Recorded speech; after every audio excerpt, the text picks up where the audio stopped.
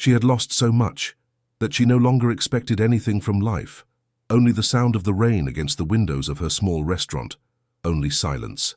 Until that night, a boy came in drenched, trembling, with eyes that begged for help without words.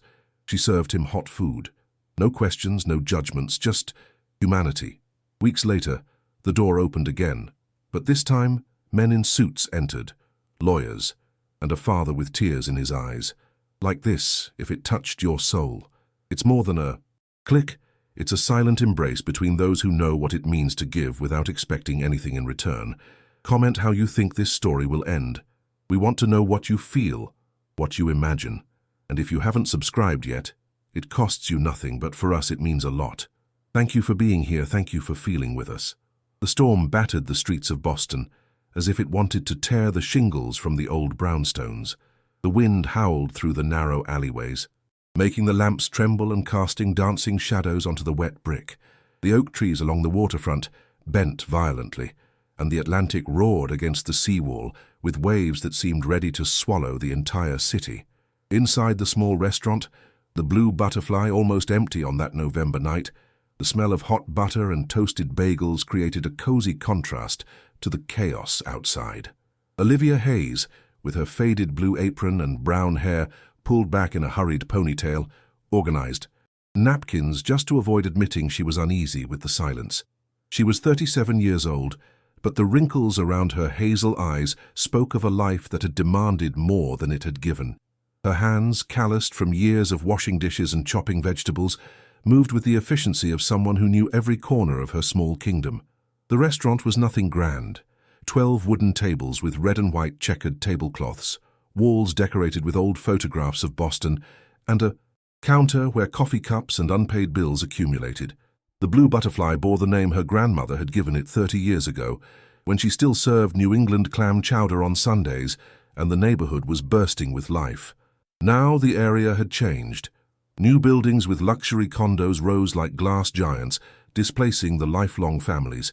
Tourists preferred the modern restaurants downtown, with their menus in 5 languages and their perfect photos for Instagram. Olivia looked at the wall clock. 9:45. She could close now. No one would come in this weather. Just as she began to turn off the lights in the dining room, the door flew open violently. The wind howled in, blowing out 2 decorative candles and knocking over a laminated menu. Olivia spun around, startled. A boy staggered in, so drenched that he seemed to have emerged from the sea itself. His clothes, a grey t-shirt and jeans, were torn and clinging to his thin body.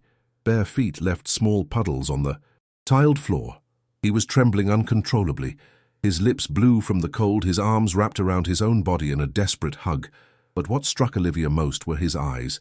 Enormous, dark, filled with a terror no child should know. They darted around like those of a cornered animal, searching for invisible dangers, looking for a quick exit in case something went wrong. In his right hand, gripped with an almost painful force, he held a metallic keychain. It was simple, silver, with the initials EJ engraved. The boy said nothing.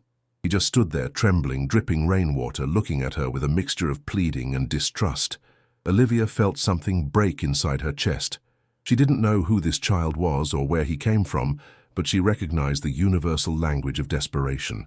She had seen it in her own reflection years ago, when her mother died and she was left alone to keep open this place that was more a burden than a business. Without asking questions, without allowing the boy's fear to turn into flight, Olivia approached slowly. She crouched down to his level, keeping her hands visible, her voice soft. "Come on, sweetie. You're safe here." The boy did not move immediately. His eyes scanned every corner of the restaurant as if memorizing possible escape routes. Olivia waited, patient, her knees starting to ache from the crouched position, but not daring to move abruptly. Finally, with small, cautious steps, the boy moved forward.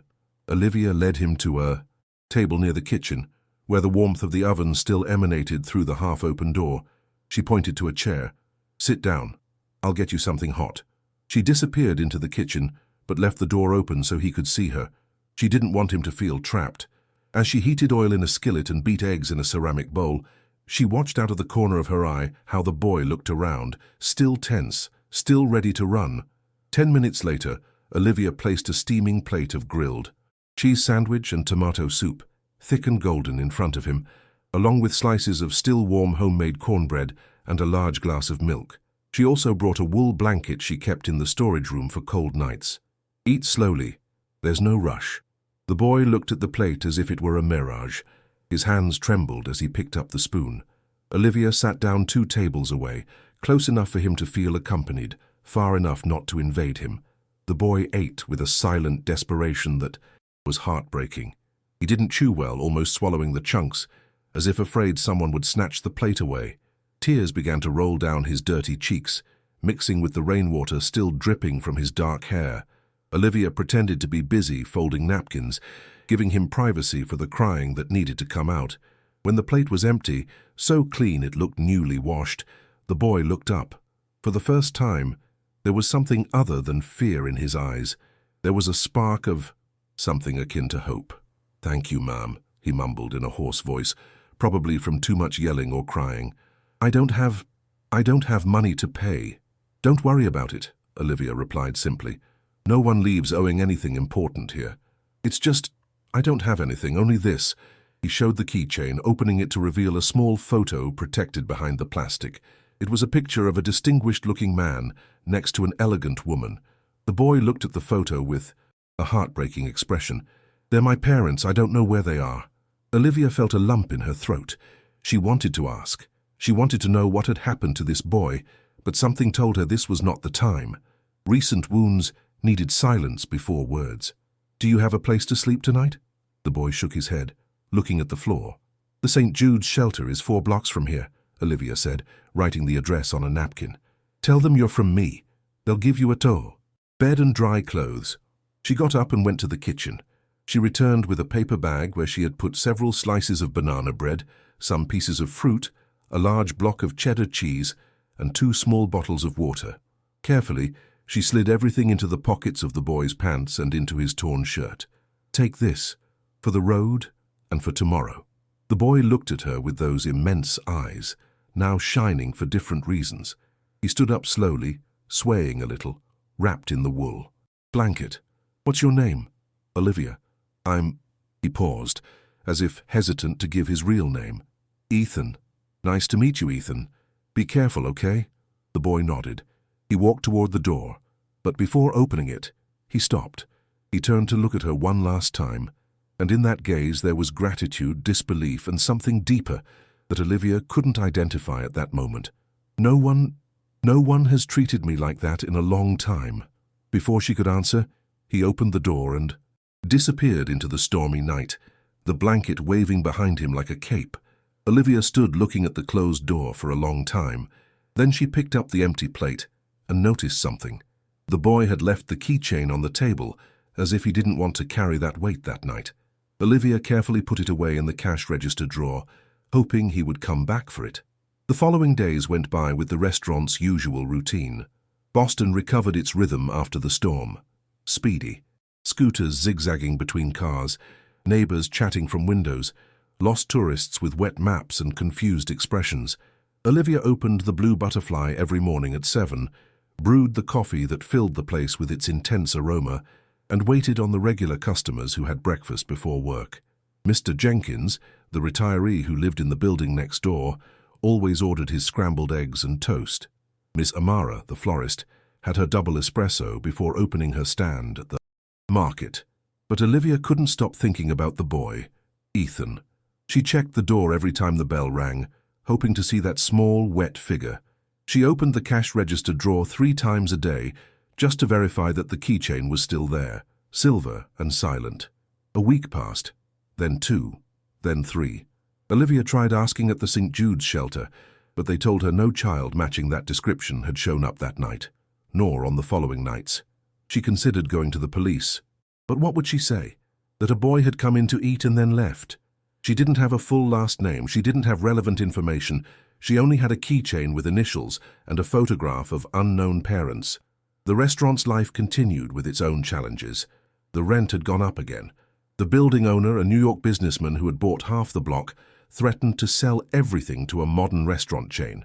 Olivia juggled the bills, choosing which ones to pay first and which could wait another week. Her dream of studying culinary arts professionally had become a distant fantasy, something she kept in the same mental drawer where she kept other impossibilities, traveling to California, taking pottery classes, sleeping 8 hours straight. One December afternoon, as Olivia was cleaning the tables after lunch, Gabrielle Montez walked in. Gabrielle was everything Olivia was not: tall, elegant, with the kind of confidence that only inherited money gives. She wore a cream-colored pantsuit, her blonde hair perfectly straight, and her high-heeled shoes clicked on the tiles with authority. She was the owner of Golden Saffron, the trendy restaurant that had opened 3 blocks up.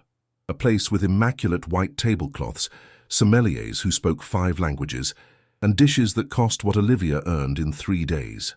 "So this is the famous, the blue butterfly," Gabrielle said, looking around with a smile that didn't reach her grey eyes.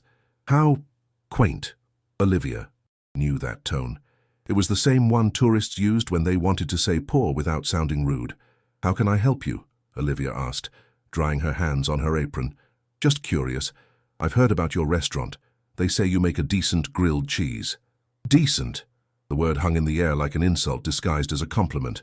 "We do what we can with what we have," Olivia responded calmly.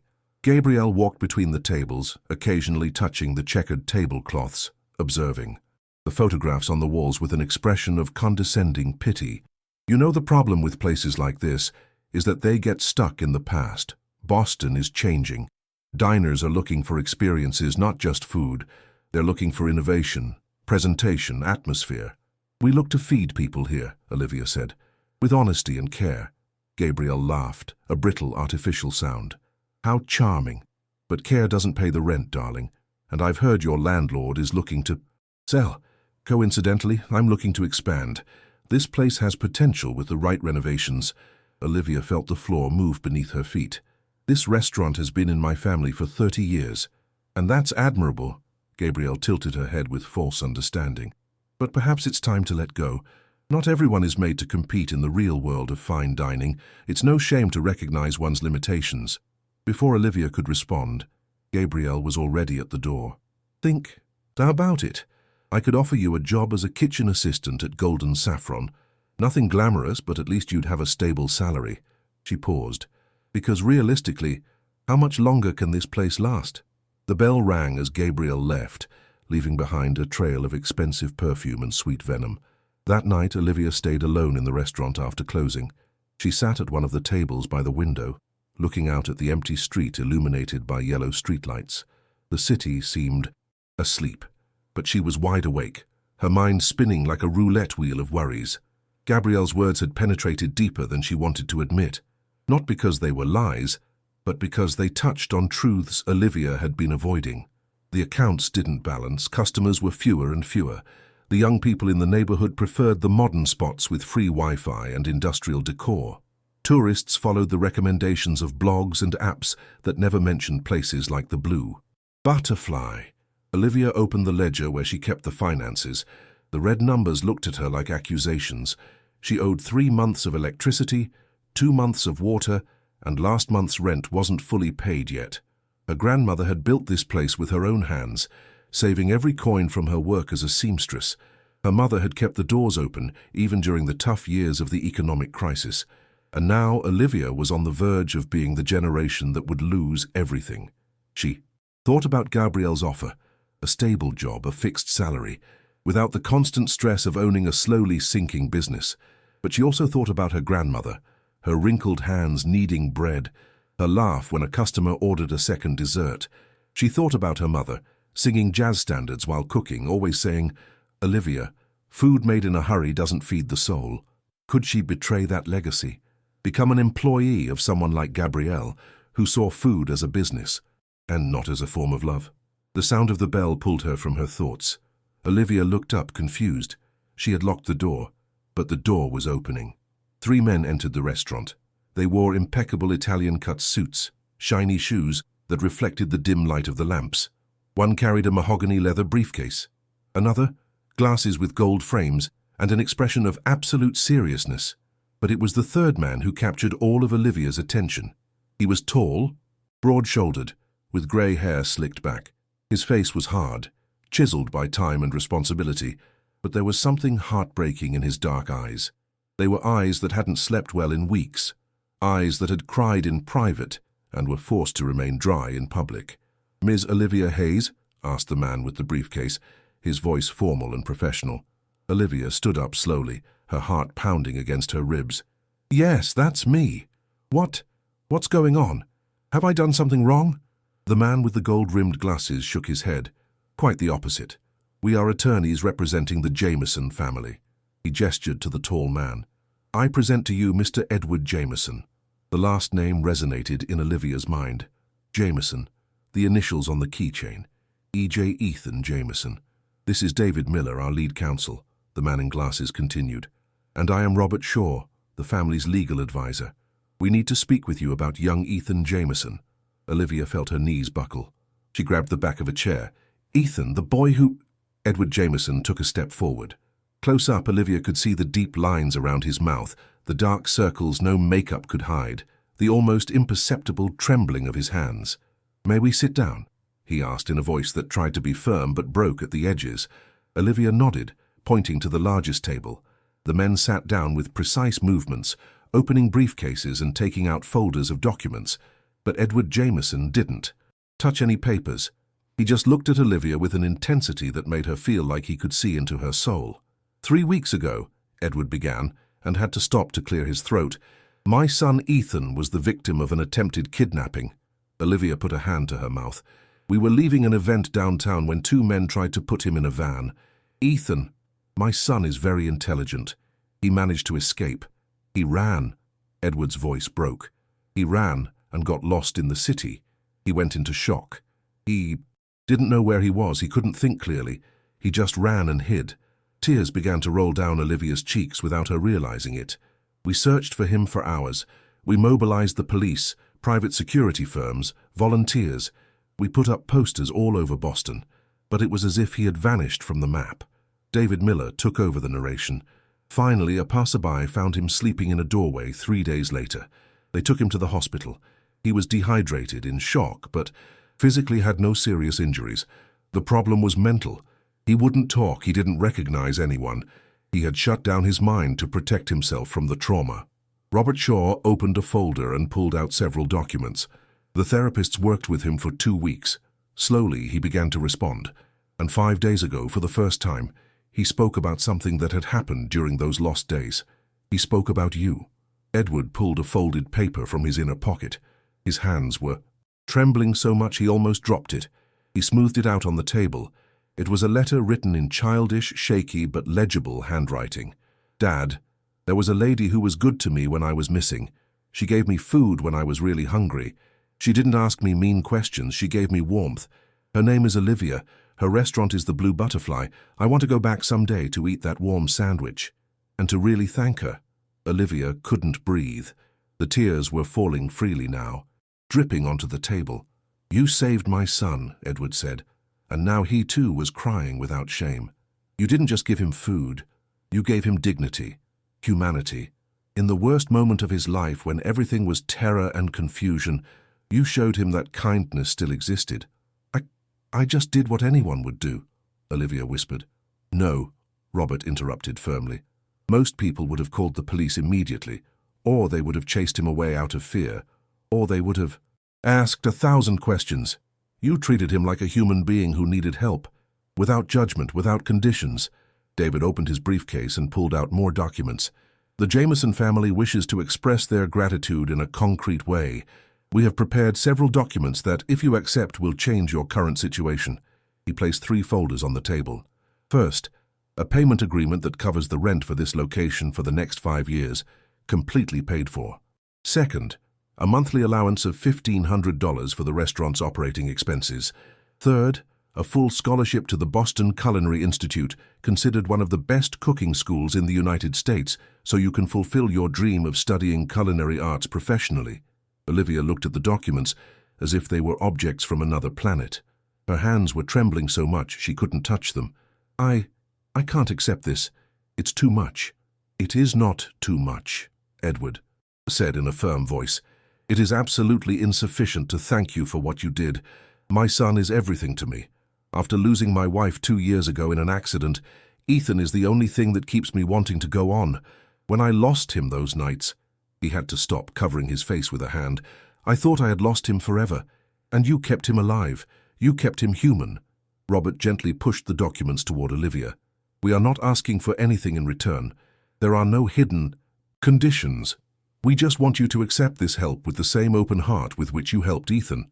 And there's one last thing," Edward added, pulling another paper from his pocket.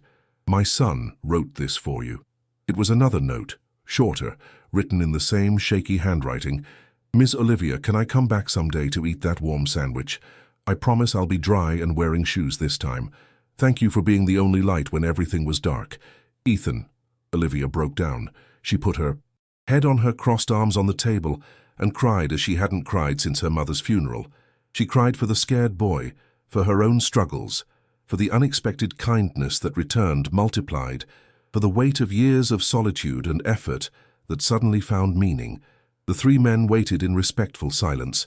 Edward placed a gentle hand on Olivia's shoulder, a fatherly gesture filled with understanding. When she could finally lift her head, Olivia looked at them through tears that blurred their faces. "Tell Ethan he can come whenever he wants, and that there will always be a warm sandwich waiting for him."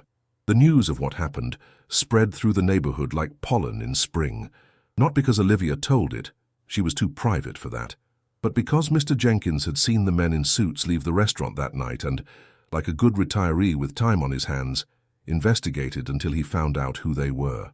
Edward Jameson was not an unknown name. He was the owner of Jameson Construction, one of the largest firms in New England. He had built half of the Boston financial district, several hotels on the coast, and was involved in social housing projects that had won architectural awards. But more important than his money or his success was his reputation. Edward was known for being a fair man, who paid his employees well, who had never been involved in corruption scandals, and who, after his wife's death, had created a foundation to help families in difficult situations. The neighbors began to see Olivia with new eyes. Ms. Amara gave her flowers every morning. Mr. Jenkins insisted on paying double for his coffee. Even the tourists passing in front of the restaurant seemed to stop longer, drawn by the rumor that something special had happened within those walls. But not everyone reacted with joy. Gabrielle Montes showed up one Friday afternoon, 3 days after the lawyer's visit. This time she didn't come alone.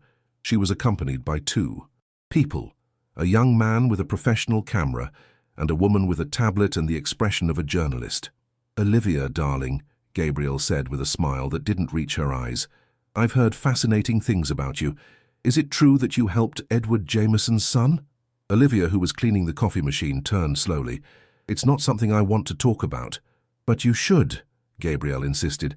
"It's a wonderful story.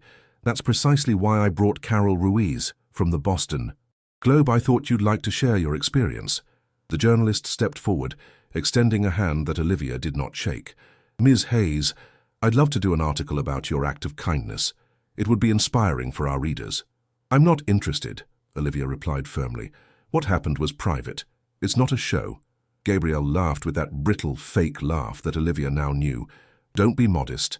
You did something beautiful, and now you're reaping your reward. It's the kind of story people need to hear." She paused. "Besides, it would be excellent publicity for your restaurant. Imagine, the Blue Butterfly, the restaurant where kindness is the main ingredient." I said no. Gabriel's smile hardened at the edges. "You know what's interesting? Some neighbors have commented to me that your restaurant had been having financial problems for months, that you owed several rents, and suddenly, after a rich kid walks in here, you receive huge financial compensation." She let the words hang in the air like venom. "Some might think that's a very convenient coincidence."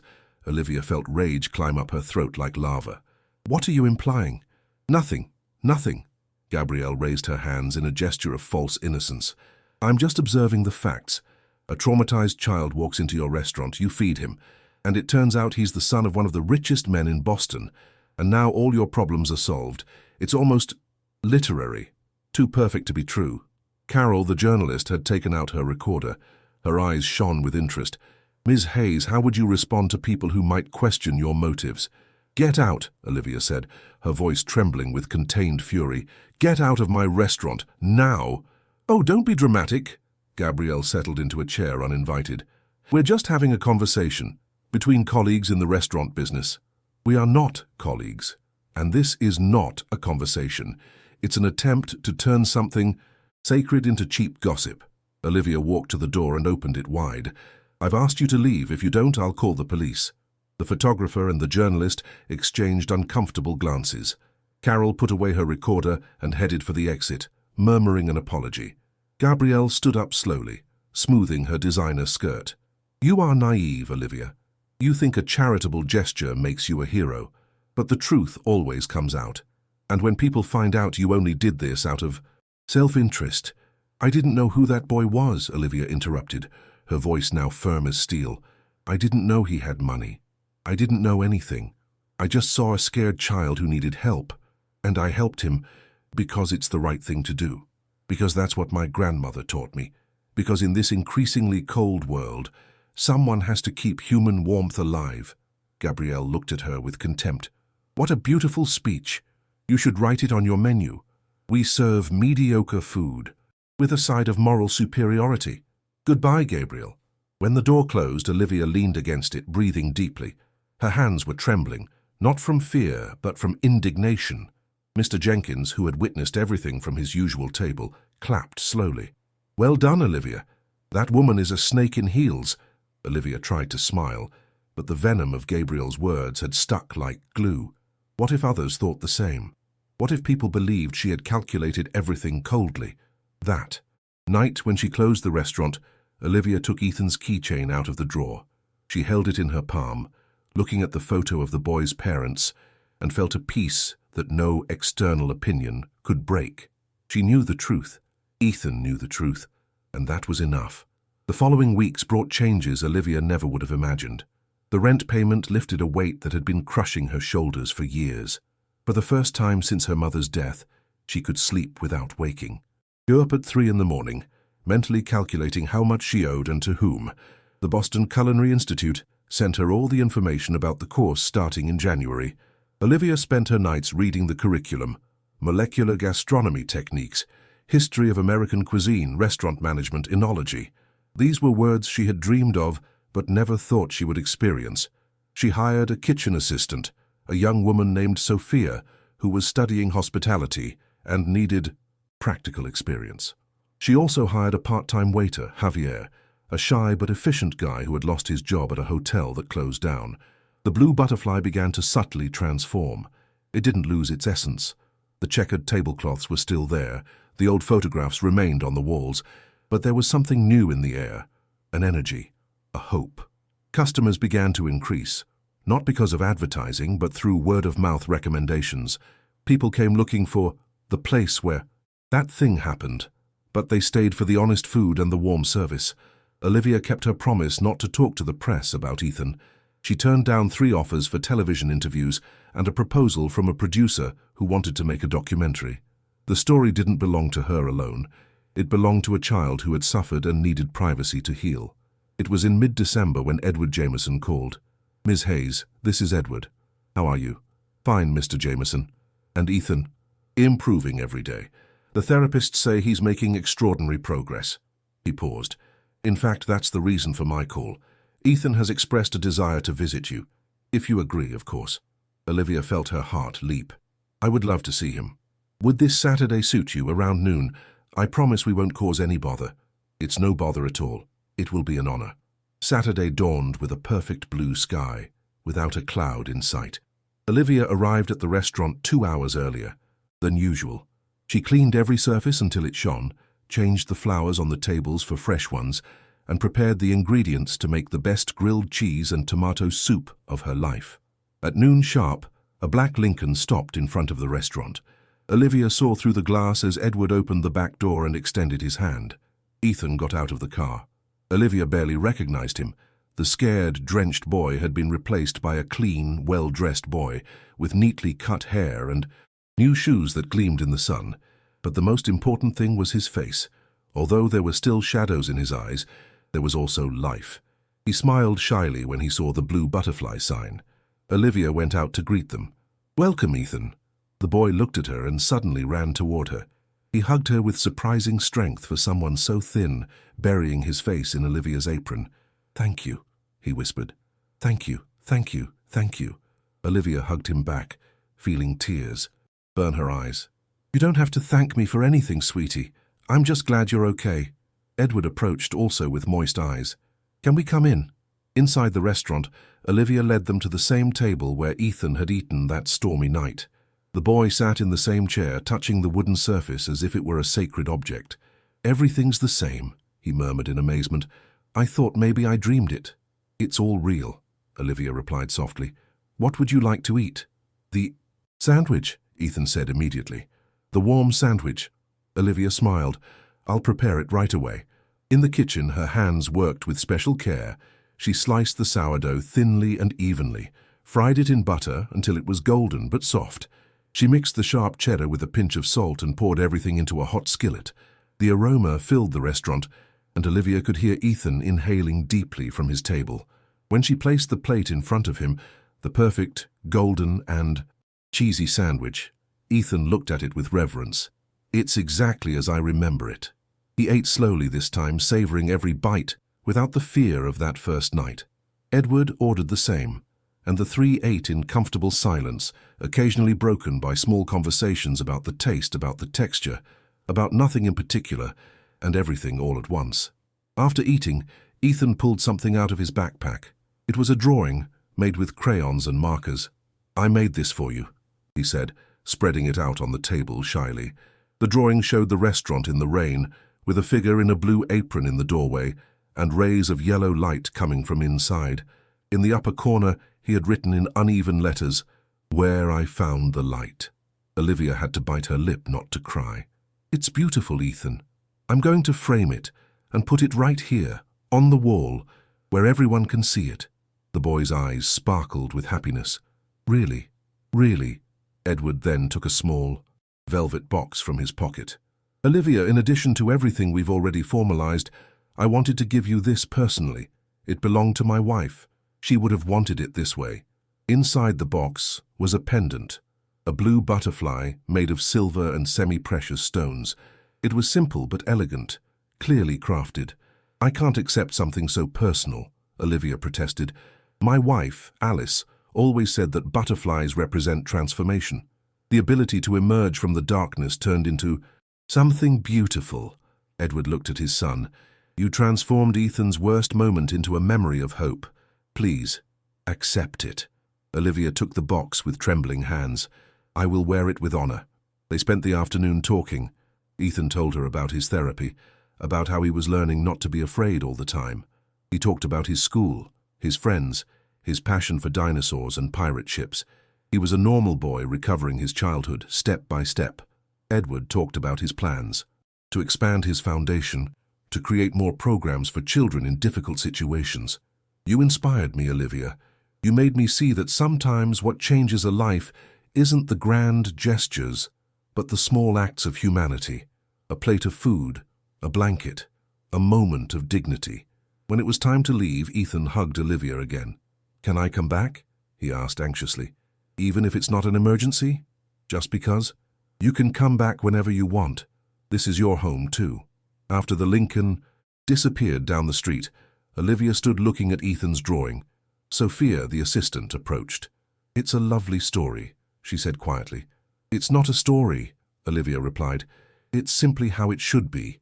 People caring for people." Olivia's happiness did not go unnoticed in the neighborhood, nor in Boston's fine dining circles.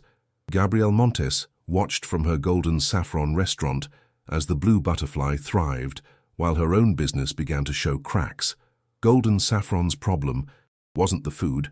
Her dishes were technically impeccable, but the soul. Diners came attracted by reviews in specialized magazines, but they left with no desire to return. The place was beautiful but cold, perfect but heartless. Meanwhile, the blue butterfly filled up every night with people who wanted not just to eat, but to feel at home. Gabrielle couldn't accept it. In her mind, she had worked harder, invested more money, followed all the rules of modern success. How was it possible that an outdated restaurant with cheap tablecloths was surpassing her? The answer she constructed for herself was simple and venomous. Olivia had manipulated the situation. She had seen an opportunity with a rich boy and exploited it.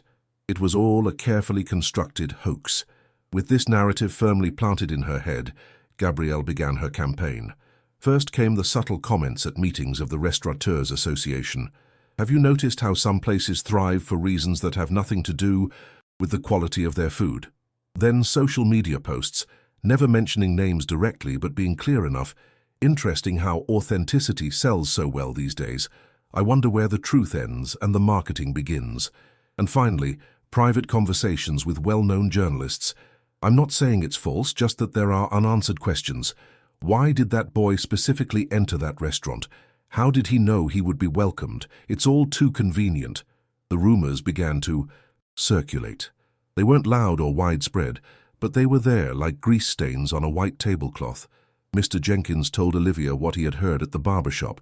Ms. Amara mentioned comments she had heard at the market. Even Javier, the waiter, came in one day with a worried expression. Olivia, people are saying things, ugly things about you and what happened with Ethan. Olivia listened to everything calmly, not with indifference, but with the serenity of someone who knows her own. Truth. Let them talk, she replied simply. Facts are stronger than rumors. But inside, she felt a deep sadness, not for herself, but for the world they lived in, a world where a simple act of kindness had to be questioned, dissected, turned into something dark. One afternoon, as she was preparing the daily special, she received a call. It was David Miller, one of Edward Jameson's lawyers. Ms. Hayes, I have been informed of certain rumors circulating. If you wish, we can take legal action against those who are spreading false information. No, Olivia replied firmly. I don't want any more attention on this matter, and I definitely don't want to turn this into a legal battle. It will only give the gossip more life. I admire your stance, but you don't have to tolerate defamation. It's not defamation if no one believes me, and the people who matter to me know the truth. That's enough. David sighed. You are a woman of uncommon principles. Mr. Jameson was right about you. After hanging up, Olivia realized something important. The proof of her integrity was not in how she responded when praised, but in how she acted when questioned. She decided that the best response to the venom was to continue doing exactly what she had been doing, serving good food with a good heart. In early January, Edward Jameson contacted Olivia with a proposal. Every year, our foundation organizes a charity gala to raise funds for social programs. This year, I would like you to do the catering. Olivia almost dropped the phone. Mr. Jameson, I don't have experience with events of that size. My restaurant is small, family-run. Exactly why I want you to do it. I'm tired of pretentious food that no one remembers the next day. I want our guests to experience real food made with love, food that tells a story. How many people? 200. Olivia felt dizzy. That's much more than I've ever handled. That's why we will give you all the support you need, extra staff, equipment, a generous budget. But the recipes, the soul of the food, that's up to you. Olivia thought about refusing. It was crazy. But then she thought about her grandmother, her mother, all the women who had built the Blue Butterfly with courage even when they were afraid. I'll do it. The following weeks were a whirlwind. Olivia designed a menu that was a tribute to traditional New England cuisine, but elevated. Lobster bisque with tarragon oil, Maryland crab cakes with homemade remoulade, butternut squash soup with yogurt ice, seared scallops with garden herbs, and for dessert, apple crisp with candied orange. Sophia and Javier worked alongside her, and Edward hired 5 additional professional chefs to help with the execution. On the day of the gala, Olivia arrived at the ballroom of the Plaza Hotel 5 hours before the event. The venue was stunning, high ceilings with crystal chandeliers, windows overlooking the Atlantic, tables decorated with white flowers and gold candles.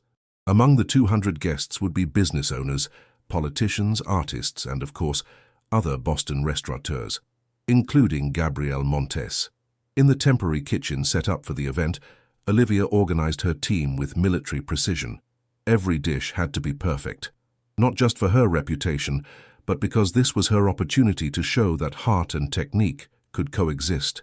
When the first guests began to arrive, Olivia was so focused in the kitchen that she didn't realize. Gabriel had entered until she heard her voice in the service area. How interesting. Gabrielle was saying to a group of guests. "I never thought Edward Jameson would hire a cook with no experience in corporate events. I suppose gratitude clouds judgment." One of the guests, an older woman in a navy blue evening gown, responded dryly, "Or perhaps he recognizes real talent when he sees it, instead of confusing sophistication with virtuosity." Gabrielle flushed, but maintained her smile. Olivia, who had heard everything, simply returned to concentrating on the dishes. Her hands worked with the confidence that comes from knowing how to do something well. The first course left the kitchen, the butternut squash soup. In white porcelain bowls, the orange liquid shone like a jewel, crowned by a cube of yogurt ice and fresh basil leaves. Olivia watched from the kitchen window as the diners tasted the first bite. She saw expressions change, eyes closing in pleasure, conversations momentarily stopping. The soup was perfect, warm but not hot, sweet but balanced with a touch of maple syrup, creamy from the yogurt that slowly melted in the warmth of the soup. At the head table, Edward tasted his dish and smiled. Ethan, sitting next to him in a small suit that made him look like a miniature businessman, gave a thumbs up toward the kitchen. The second course was the crab cakes. Olivia had prepared them with a technique she learned from her grandmother.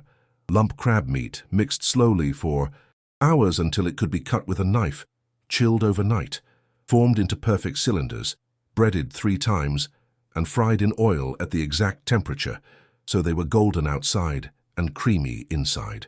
When the crab cakes arrived at the tables, the aroma filled the ballroom.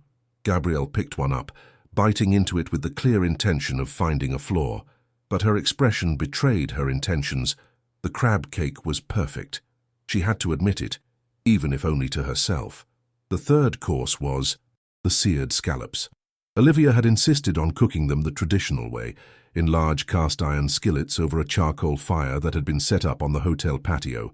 The scallops were perfectly seared. The herbs provided that characteristic savory flavor. The accompanying vegetables were cooked exactly to the point. The director of a major bank, known for his demanding palate, tasted the scallops and called the maitre d'. "I need to meet the chef." Olivia was summoned to the ballroom. She came out of the kitchen in her stained apron, her hair escaping from her chef's hat, her cheeks red from the heat. She didn't look elegant or sophisticated. Olivia looked real. The bank director stood up. "These scallops are the best I've eaten in years, including those from Michelin-starred restaurants. Where did you study?" "In my grandmother's kitchen," Olivia replied simply. "And in life." The ballroom erupted in applause. It wasn't something organized or expected. It was a spontaneous recognition from 200 people who had just experienced food that not only fed the body, but also the soul. Gabrielle watched from her table, her face a mask of tense courtesy. Around her, guests commented, "This is real cooking." Finally, something with substance. Why don't we eat like this more often? When the dessert was served, the apple crisp with its caramelized sugar crust crunching under the spoon, the success of the night was sealed. Edward stood up to give a speech. "Tonight we experienced something special. We haven't just eaten well, we have been nourished. There's an important difference. Ms. Olivia Hayes has reminded us that cooking is an act of love. It is connection. It is humanity served on a plate." He looked directly at Olivia, who was standing by the kitchen door. "Months ago, when my son was lost and scared, this woman offered him food without asking questions. She offered him dignity without conditions. And that night, without knowing it, she saved me too. Because she gave me back the only thing that matters in this life. My son." His voice cracked. "Olivia taught me that true success is not measured in dollars or awards. It is measured in how many lives we touch with kindness, how much light we bring to the darkness of others." The applause was deafening. Several guests stood up. Olivia, overwhelmed, could only bow her head in thanks. After the event, while guests socialized with glasses of Prosecco, Gabrielle approached Olivia in the hallway, leading to the kitchen. "Congratulations," Gabrielle said with a smile that didn't reach her eyes. "It was an impressive night." "Thank you," Olivia replied, tired but satisfied. "I must admit you underestimated me, or maybe you just got very lucky." Olivia looked her directly in the eyes. "It wasn't luck, Gabrielle. It was years of work. It was respect for the ingredients. It was cooking with the heart as well as the hands." "How poetic," Gabrielle crossed her arms. "But let's be honest. All of This fell into your lap because you helped the right person at the right time, not because you're a better cook than me." "You're right," Olivia admitted, and Gabrielle blinked in surprise. "I'm not technically a better cook than you. You probably know 100 techniques I've never studied. You can probably make dishes I can't even imagine. But there is something I have that you lost somewhere along the way. I remember why I cook. I don't cook to impress. I don't cook to win awards. I cook because food is the oldest way of saying, you matter, I see you, you deserve to be cared for." Gabrielle laughed, but it was a hollow laugh. "That's a nice speech for those who can't compete in the real world." "The real world," Olivia repeated, "is that scared child who came into my restaurant and left with hope. The real world is my neighbors who come every day, not just for the food, but because they know I see them as people, not as customers. The real world is tonight, where 200 people left not just full but touched. You are incredibly naive." "No, I'm incredibly clear about what matters." Gabrielle stepped closer, lowering her voice. "Enjoy your moment, Olivia. But remember that moments pass. Edward Jameson's gratitude will eventually cool. The rumors about how you got all this will continue. And when everything settles down, you'll still be a neighborhood cook with a mediocre restaurant." Olivia didn't flinch. "And you'll still be a brilliant, talented woman who never understood that success without purpose is just noise. You can have the most beautiful restaurant in Boston, Gabrielle, but if no one wants to come back, what have you really built?" Gabrielle opened her mouth to reply, but no words came out. For the first time, she had no comeback. Olivia turned to go back to the kitchen. "I need to make sure my team eats something. They've worked hard tonight. Enjoy the rest of the gala." As she walked down the hall, Olivia felt something liberating. She hadn't beaten Gabrielle in a competition. She had simply lived according to her own values, and that was enough. The following months were a time of growth for the Blue Butterfly. The success of the event had generated genuine interest. Olivia received offers to cater weddings, corporate events, private celebrations, but she was selective. She accepted only those jobs she could handle without sacrificing the quality or soul of her cooking, and she never, ever stopped opening the restaurant for her regular customers. Mr. Jenkins still came every morning for his scrambled eggs and toast. Ms. Amara had her double espresso, and now new faces joined them. Families who had heard of that special place, couples looking for an authentic experience, tourists tired of impersonal restaurants.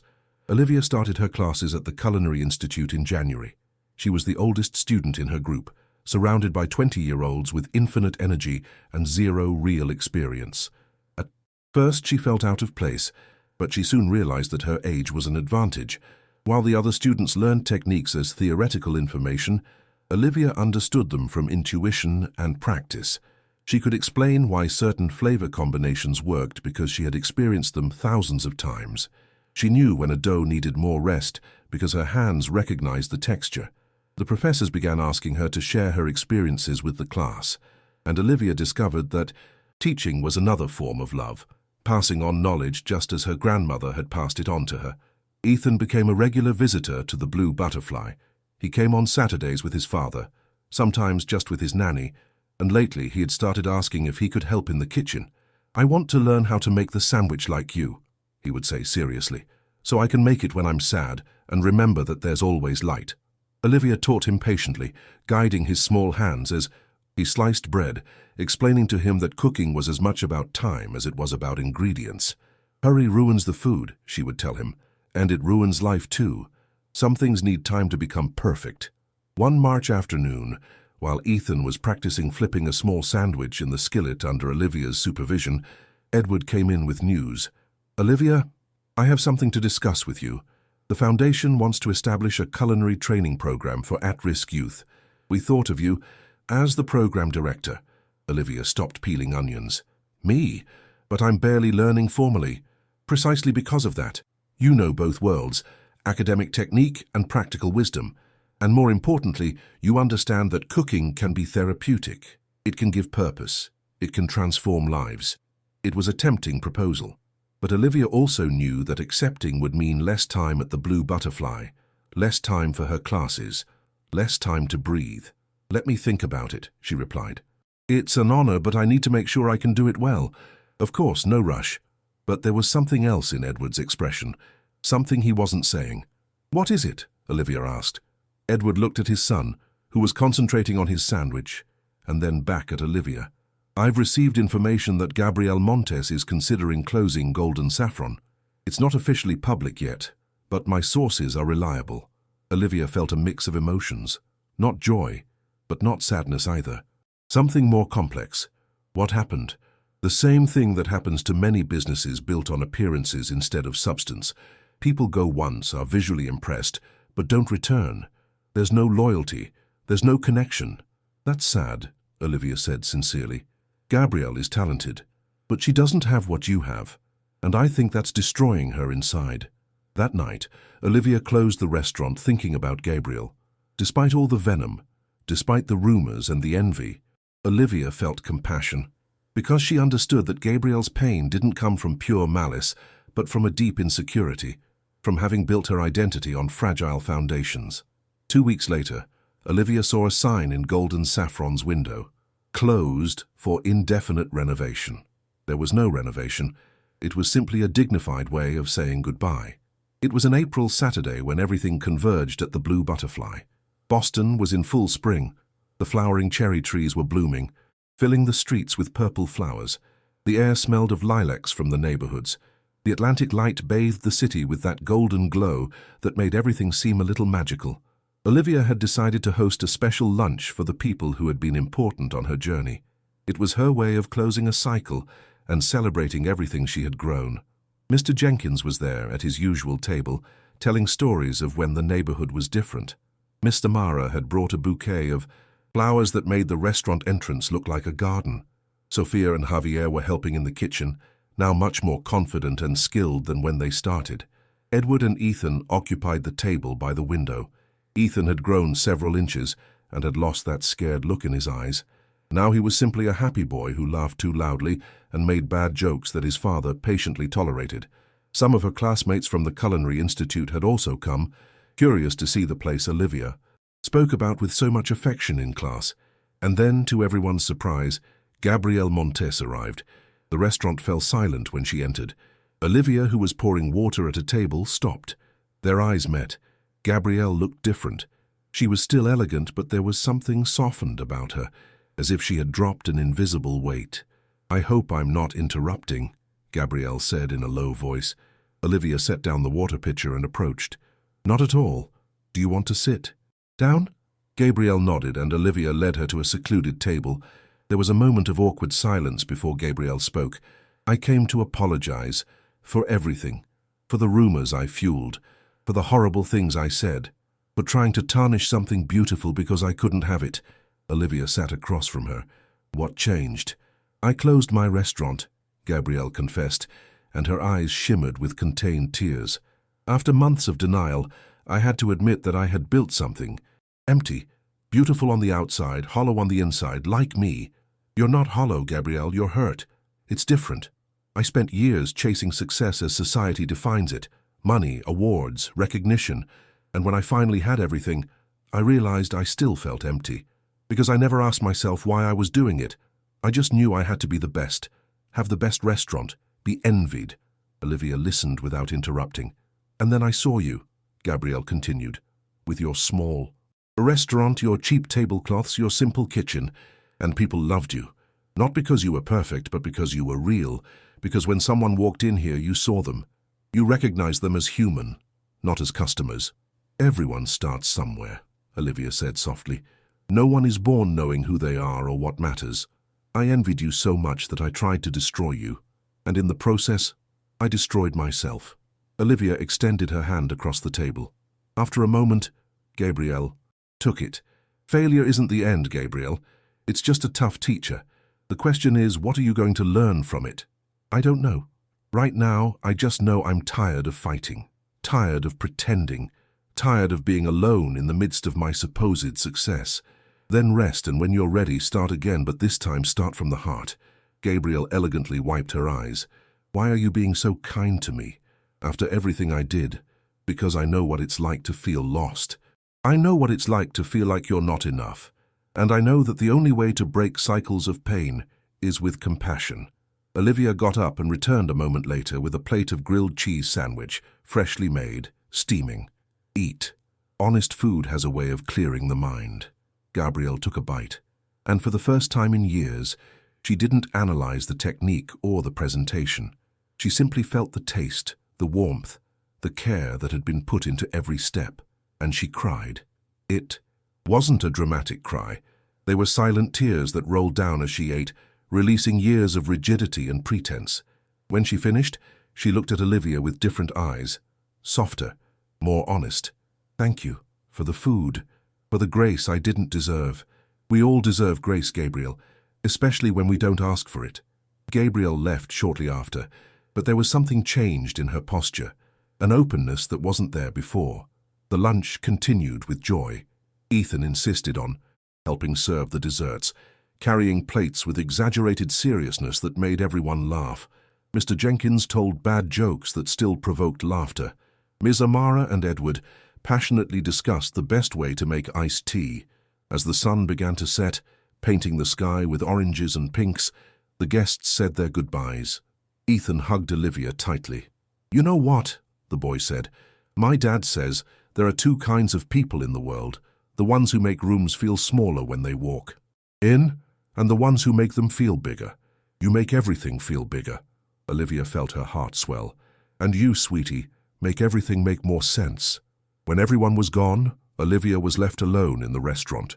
She walked slowly among the tables, touching the chairs, remembering all the conversations that had happened there, the shared tears, the laughter, the comfortable silences, the small and large celebrations. She stopped in front of Ethan's drawing, now framed and hanging on the wall, "Where I found the light." And next to it, she hung something else she had been keeping, her grandmother's apron, the first one she wore when she opened this place 30 years ago. It was faded, mended in several places, but it carried the history of 3 generations of women who had turned cooking into an act of resistance, love, and dignity. Olivia stepped out onto the street and stood under the blue butterfly sign. The night wind played with her hair. The city hummed with life. Around her, scooters, conversations, music coming from open windows. She thought about the whole journey, about the nights she had cried over unpaid bills, about the moment she saw a drenched, scared child, about the decision to simply do the right thing without calculating benefits, about how that simple act had unleashed a chain of events that transformed her life. But more than that, she thought about the central lesson that emerged from it all, that true power does not reside in wealth, recognition, or success as the world defines it. True power resides in maintaining humanity when it would be easier to harden oneself, in choosing kindness when cynicism seems safer, in seeing people, all people, as worthy of care and respect. Olivia touched the butterfly pendant she now always wore around her neck. She thought about Alice, Edward's wife she never met, and her belief that butterflies represented transformation. But Olivia understood now that transformation was not a single, dramatic event. It was a series of small decisions, made again and again to be a little braver, a little kinder, a little more real. She closed her eyes and took a deep breath of the Boston night air, full of lilac and possibilities. And when she opened them, she knew with crystalline clarity what her truth was. No matter how many storms came in the future, no matter how many doors opened or closed, no matter if the restaurant grew or stayed small, what mattered was that every person who crossed her threshold, whether a scared child or a transformed enemy, a lifelong neighbor or a lost stranger, would find the same thing Ethan had found that rainy night, a place where being human was enough, a plate of food served without questions, a dignity that no one could take away, and a light that refused to go out, no matter how dark the night was. Olivia looked toward the street, toward the city lights, toward the uncertain but promising future, and smiled, because she finally understood the lesson life had been teaching her through pain, struggle, loss, and rebirth. In the end, the only thing we take from this life are the footprints we leave on the hearts of others, and the best way to exist is to make sure those footprints are of warmth, light, and hope.